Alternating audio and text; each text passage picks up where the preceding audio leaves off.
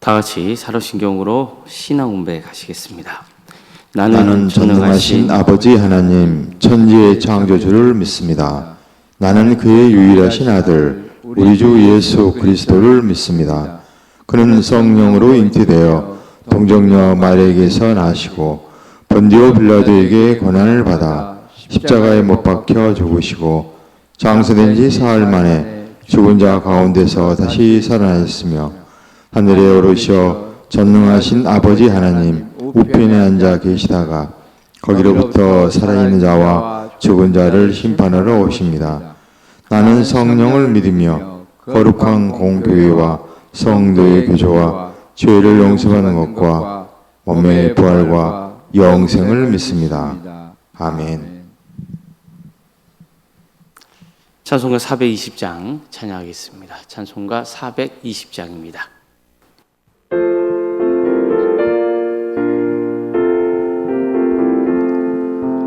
너 성결케 위해 늘 기도하며 너 주 안에 있어 늘 성령 보고 온 형제들 함께 늘 사귀면서 일하기 전마다 너 기도하라.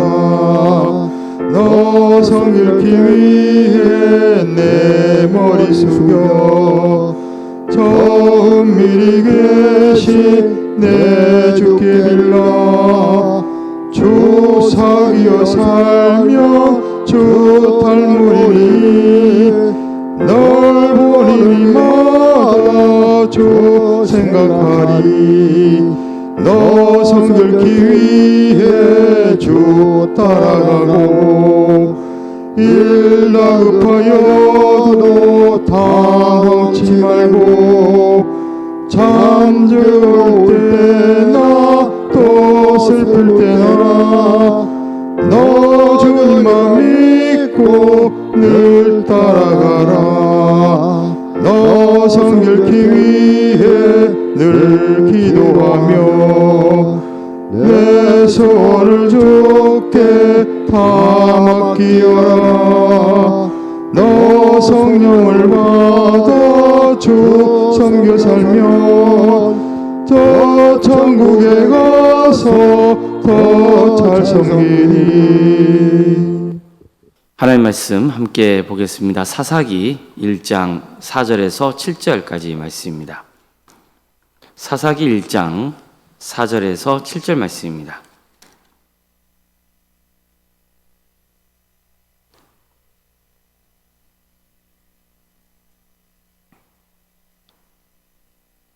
사사기 1장 4절에서 7절까지 말씀을 교도하시겠습니다. 유다가 올라가매 여호와께서 가나안 족속과 브리스 족속을 그들의 손에 넘겨주시니 그들이 벳색에서 10,000명을 죽이고 또 벳색에서 아도니 벳색을 만나 그와 싸워서 가나안 족속과 브리스 족속을 죽이니 아도니 벳색이 도망하는지라 그를 쫓아가서 잡아 그의 엄지손가락과 엄지발가락을 자르매 아도니 벳색이 이르되 옛적에 70명의 왕들이 그들의 엄지손가락과 엄지발가락이 잘리고 내 상 아래서 먹을 것을 줍더니 하나님이 내가 행한 대로 내게 갚으심이로다 하니라. 우리가 그를 끌고 예루살렘에 이르렀더니 그가 거기서 죽었더라. 아멘. 오늘도 새벽 기도를 들으며 하나님의 은혜를 사모하는 모든 성도님들의 삶의 자리마다 또 하나님께서 친히 세우시고 다스리시는 광주 동암교회 위에 하나님의 은혜와 평강이 충만하기를 주님의 이름으로 축원합니다. 사사기는 여호수아가 죽은 다음에 이스라엘 백성들이 하나님께 묻는 장면으로 시작이 됩니다. 우리 가운데 누가 먼저 올라가서 가나안 족속과 싸우리까? 자, 보세요. 모세도 없습니다. 이제 여호수아도 없는 시대가 시작되었습니다. 한 시대를 이끌었던 믿음의 지도자들이 떠난 거죠. 사실 이런 상황이라면 이스라엘 백성들이 두려움에 빠질 수도 있고 여러 가지 혼란스러운 상황에 처할 수도 있었습니다. 또 앞으로 누가 우리를 이끌 것인가, 우리는 어떻게 살아가야 되는가, 그런 걱정이 생길 수도 있었죠. 그런데 이스라엘은 먼저 하나님께 물었습니다. 우리 가운데 누가 먼저 올라가서 가나안 족속과 싸우리까? 이것은 매우 중요한 모습입니다. 그들은 사람을 먼저 찾지 않고 그들 스스로 전략부터 세우지는 않았습니다. 자신들의 경험, 판단을 앞세우지 않았어요. 먼저 하나님의 뜻을 구했습니다. 이처럼 이스라엘 백성들에게 가장 중요한 것은 무엇을 할 것인가 보다 먼저 하나님께 무엇을 구하느냐, 또 하나님께서 무엇을 원하시는가, 그것을 묻는 것이었습니다. 우리도 살아가다 보면 수많은 순간이 찾아옵니다. 선택해야 할 순간이 찾아와요. 직장을 선택할 때도 있고, 또 사업을 결정해야 할 때도 있고, 자녀의 진로를 고민할 때도 있고 그렇습니다. 또 교회 공동체를 섬기면서 함께 중요한 결정을 내려야 할 때도 있습니다. 그때 무엇을 가장 먼저 합니까? 많은 경우 사람들의 의견을 먼저 듣고 또 계산을 먼저 해보고 환경과 조건을 먼저 따져봅니다. 그러나 우리는 먼저 하나님께 물어야죠. 사사기의 처음은 바로 이런 좋은 모습을 보여줍니다. 게다가 하나님께서 유다 지파 보고 올라가라고 명하셨을 때 유다 지파는 적극적으로 올라가서 싸워요. 참 좋은 모습이죠. 이처럼 사사기 처음은 좋은 모습으로 시작이 되는 거예요. 그런데 또 이어서 뭔가 석연치 않은 장면도 나오기 시작합니다. 유다 지파는 전쟁 중에 가나안 왕 아도니 베섹을 사로잡아요. 그리고는 그의 엄지손가락과 엄지발가락을 잘라버립니다. 이러한 행위는 고대 근동지방에서 패배한 왕에게 행하던 형벌의 일종이었습니다. 엄지손가락이 잘리면 뭘 하기 어렵습니까? 활을 잡기가 어렵잖아요. 그리고 칼을 사용하기가 쉽지 않아요. 엄지발가락이 잘리면 몸의 균형을 유지하기가 어려워지죠. 그래서 이 형벌은요, 패배한 왕을 군사적으로 무력화할 뿐만 아니라 또 공개적으로 왕에게 수치를 주기 위한 그런 관행이었던 겁니다. 그런데 여기서 우리가 주목할 점이 있어요. 하나님께서는 이스라엘 백성들에게 아도니 베섹의 엄지손가락과 엄지발가락을 자르라고 명하신 적이 없어요. 진면하라 그랬죠.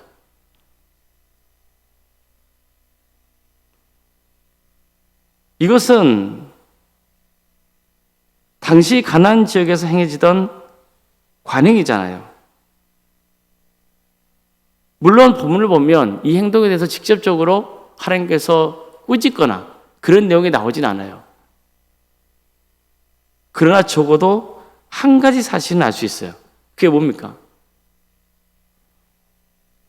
이스라엘 백성들이 가나안 땅에서 살아가면서 서서히 가나안 지역의 문화와 관습을 받아들이기 시작했다는 거예요. 자신들도 모르게 그 이방 나라들의 세상적인 방식에 익숙해지기 시작하는 거죠. 이것이 바로 사사기의 시작이 우리에게 보여주는 경고예요. 이스라엘은 하나님께 먼저 물었고 또 함께 협력하면서 하나님의 도우심으로 승리했습니다. 그러나 동시에 세상의 관습을 서서히 따라가기 시작하는 거예요. 사사기의 비극은 하루아침에 찾아온 게 아니에요. 이런 작은 세속화에서 시작이 되는 거예요. 하나님의 백성이 자신도 모르는 사이에 세상의 방식을 받아들이기 시작하고 이제 그것이 반복되면서 결국 영적 타락으로 이어지게 되는 거죠. 그런데 오늘 본문을 보면요, 엄지손가락과 엄지발가락이 잘린 아도니 베섹이 죽기 전에 한탄하는 장면이 나옵니다. 옛적에 70명의 왕들이 그들의 엄지손가락과 엄지발가락이 잘리고 내상 아래에서 먹을 것을 줍더니 하나님이 내가 행한 대로 내게 갚으심이로다. 이처럼 아도니베섹도 수많은 왕들의 엄지손가락과 엄지발가락을 잘랐던 거예요. 그리고 자기 상 아래에서 부스러기를 주워 먹게 했어요. 엄청난 수치와 모욕을 안겨준 거죠. 그는 자신의 권력을 이용해서 다른 사람들을 짓밟고 학대하며 살아왔던 사람입니다. 그런데 보세요. 이제 그가 어떤 처지에 놓인 거예요? 자기가 행하던 것과 똑같은 처지에 놓이게 되는 거죠. 특히 여기서 우리가 특별히 주목해야 할 것은 아도니베섹의 고백이에요. 하나님이 내가 행한 대로 내게 갚으심이로다. 그러니까 놀랍게도 이 말은 이스라엘 백성들이 한 말이 아니에요.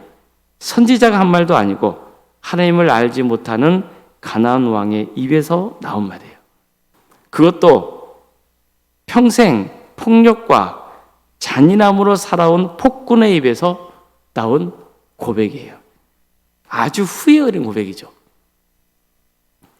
그는 자신이 당하는 일을 단순한 우연으로 보지 않아요. 자기가 이때까지 저지른 일 때문에 하나님이 이런 심판을 내게 내린 것이라고 받아들여요. 비록 하나님을 온전히 알지 못했지만 적어도 자기가 심은 대로 거두고 있다는 사실만큼은 분명히 깨달았던 거죠. 이것은 우리에게도 매우 중요한 진리를 가르쳐줍니다. 하나님은 사랑이시죠. 그러나 동시에 정의로운 분이시죠. 사람들은 자신이 행한 악을 잊어버릴 수 있거든요. 세상의 법망을 교묘하게 피할 수도 있고 또 사람들을 속일 수도 있어요. 그러나 하나님을 속일 수 있습니까? 불가능하죠. 하나님은 모든 것을 보고 계십니다. 그리고 때가 되면 반드시 공의롭게 판단하시는 분이세요. 갈라디아서 6장 7절에서도 보면은 사람이 무엇으로 심든지 그대로 거두리라. 이 말씀이 나오거든요. 바울은 자기 육체에다가 심는 사람은 육체에서 썩을 것을 거두게 되고 성령에다 심은 사람은 성령에게서 영생을 거둘 것이라고 전했어요. 그러니 선한 일을 하다가 낙심하지 말라고 하죠. 지쳐서 쓰러지지 않으면 때가 이를 때에 거두게 될 것이라는 거예요. 그러니까 정말 우리가 깊이 새겨야 될 말씀이죠. 가만 보세요. 아도니베섹처럼 하나님을 믿지 않았던 이방인 주신도 심는 대로 거둔다는 진리를 깨달았어요. 자, 지금도 보십시오. 우리 속담에 어떤 말이 있습니까? 콩 씻는데 콩 나고 파 씻는데 팥 난다는 말이 있잖아요. 한마디로 심는 대로 거둔다는 뜻이에요. 이것은 하나님의 창조 법칙이에요. 팥을 심었는데 콩이 나는 것은 하나님의 창조 법칙이 아니잖아요. 팥을 심었으면 뭐가 나는 거예요? 팥이 나는 거예요. 아도니베섹은 평생 다른 사람들 짓밟으며 살았지만 결국 자신이 심는 대로 거두는 거예요. 그의 인생은 하나님의 공의가 결코 사라지지 않는다는 사실을 보여주는 살아있는 증거였던 거죠. 이처럼 사사기 1장은 한편으로는 하나님께 묻고 서로 협력하며 또 하나님의 도우심 가운데 승리를 경험하는 그러한 이스라엘의 좋은 모습을 보여줘요. 그러나 동시에 또 다른 모습도 보여주죠. 그들은 아직 하나님을 버리지 않았지만 자신도 모르는 사이에 조금씩 가나안의 관습과 문화를 받아들이기 시작했다는 것. 그걸 보여줘요. 하나님께서 구별된 백성으로 부르셨음에도 불구하고 가나안의 문화와 관습이 그들 안으로 스며들기 시작한 겁니다. 처음에는 별거 아닌 것처럼 느낄 수 있거든요. 아도니베섹의 엄지손가락과 엄지발가락을 자른 일도 당시 사람들에게는 당연한 관행처럼 보일 수 있어요. 그러나 죄와 세속화는 언제나 이렇게 작은 타협에서 시작이 되는 거죠. 그러니까 나도 모르게 따라하다가 그렇게 되는 거예요. 하나님의 백성이 하나님의 방식을 버리고 세상의 방식을 당연하게 받아들이기 시작할 때 영적 위험도 함께 시작이 되는 겁니다. 그래서 사사기를 읽으면서 우리는 늘 자신의 모습도 되돌아봐야 되는 겁니다. 혹시 세상의 가치관을 당연한 것으로 받아들이면서 그것이 하나님의 말씀과 충돌하고 있다는 사실을 깨닫지 못하고 있는 건 아닌가, 이렇게 스스로에게 물어야 됩니다. 반대로 우리가 하나님의 말씀에 순종하고 성령을 따라 살아간다면 그 역시 반드시 열매를 맺게 되는 겁니다. 하나님께서는 심는 대로 거두게 하시는 분이시기 때문이에요. 아론이 베색은 악한 것을 심고 심판을 거두죠. 그러나 하나님의 백성은 믿음과 순종을 심고 하나님의 은혜와 생명의 열매를 거두어야 하는 거예요. 우리는 무엇을 심고 있습니까? 세상의 것을 심고 있습니까? 우리의 생각과 말과 행동 속에 하나님을 향한 순종을 심고 있습니까? 하나님께서는 지금도 심는 대로 거두게 하십니다. 따라서 작은 타협을 가볍게 여기지 말고 또 작은 순종을 소홀히 여기지 마시길 바랍니다. 하나님께서 기뻐하시는 믿음과 순종을 심음으로 장차 아름다운 풍성한 열매를 거두는 우리 모두가 되기를 주님의 이름으로 축복합니다. 기도하시겠습니다.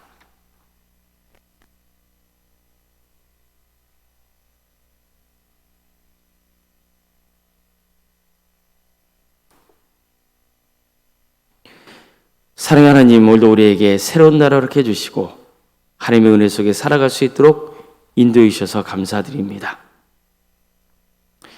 사랑의 하나님,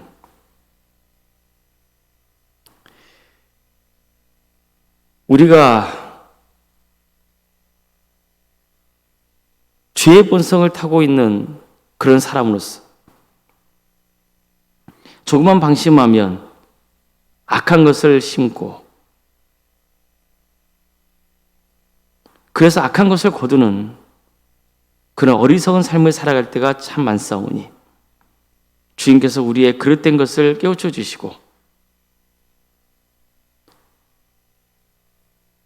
영원한 것을 심어서 영원한 생명을 거두어드리는 그런 삶의 길을 가게 하여 주시옵소서. 주님의 말씀을 우리 심령 가운데 뿌리고 그리고 그 말씀을 거둬들이는 풍성한 열매를 맺는 그러한 삶의 길을 가게 하여 주시옵소서. 악한 것과는 가까이 하지 않도록 도와주시고 악한 관행과 관습 속에서 빠져서 생활하지 않도록 늘 말씀에 비추어서 우리 자신을 돌아보며 회개하고 하나님께로 더욱더 가까이 나아가는 우리 모두가 되게 하여 주시옵소서. 사랑의 주님,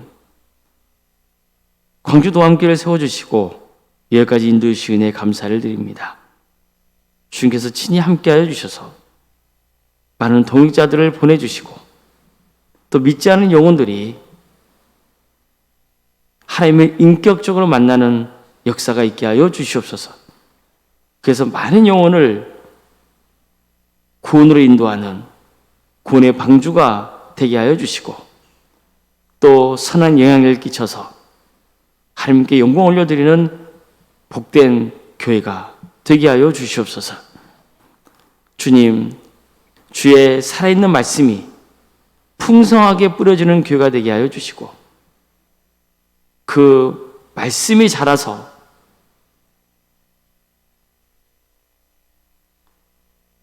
많은 영혼들이 신앙이 자라고 성숙해지고 변화되는 그런 놀라운 역사가 있게 하여 주시옵소서.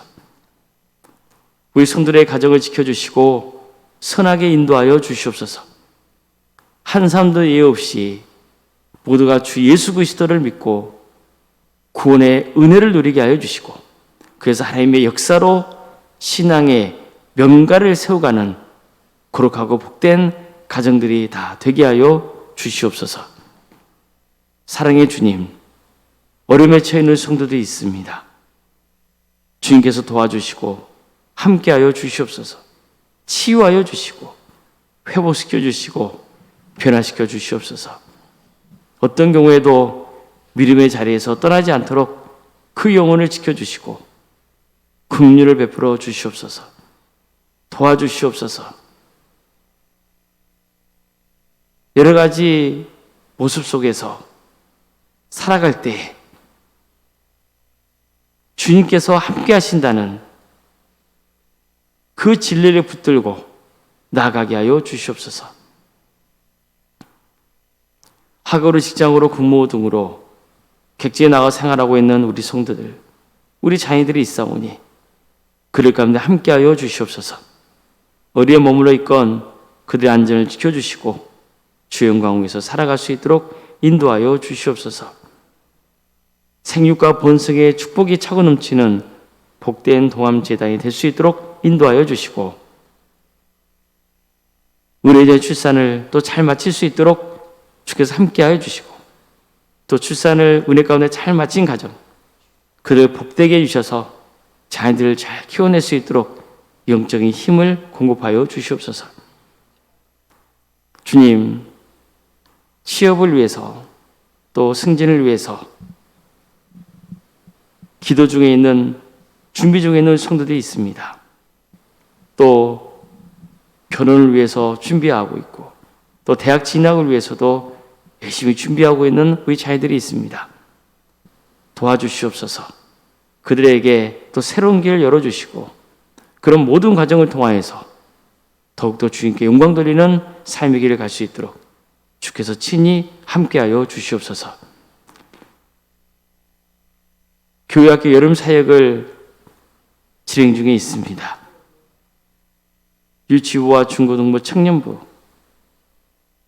여름 성경학교와 수련회 가운데 함께하여 주셔서 성기령 교육자와 또 선생님들에게 세임 주시고, 이를 통하여서 우리 다음 세대가 든든히 세워지게 하여 주시고, 또 많은 영혼들이 주님께로 인도되는 역사가 있게 하여 주시옵소서.